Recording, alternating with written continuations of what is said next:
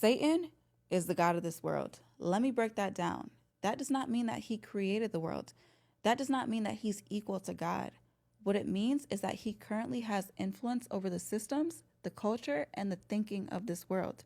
And the Bible literally tells us this. In 2 Corinthians 4 and 4, it says, "The God of this world has blinded the minds of unbelievers so they cannot see the light of the gospel."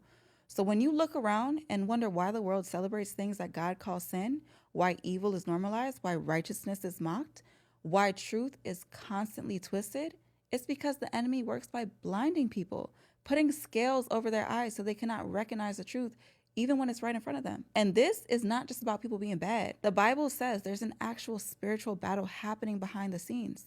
In Ephesians 6:12 it says, "We wrestle not against flesh and blood, but against rulers, against authorities, against the powers of this dark world, and against spiritual forces in the evil and heavenly realms." Meaning the real war is not just physical, it's spiritual. And the Bible also talks about fallen angels that rebelled against God. In Revelations 12:9, it says, "Satan was cast down to the earth along with the angels that followed him."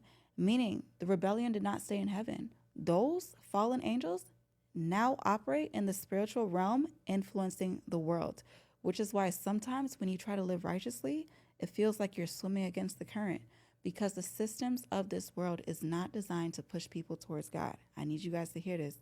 It's designed to distract them, to confuse them, to keep them spiritually asleep. That's why Jesus said in Matthew 7:13, "Wide is the gate and broad is the road that leads to destruction, and many enter through it," aka hell.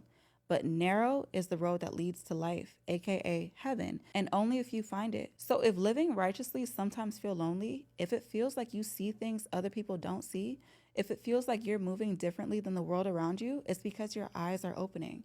And once God removes those scales, you can't go back to being blind. And remember, God does not miss.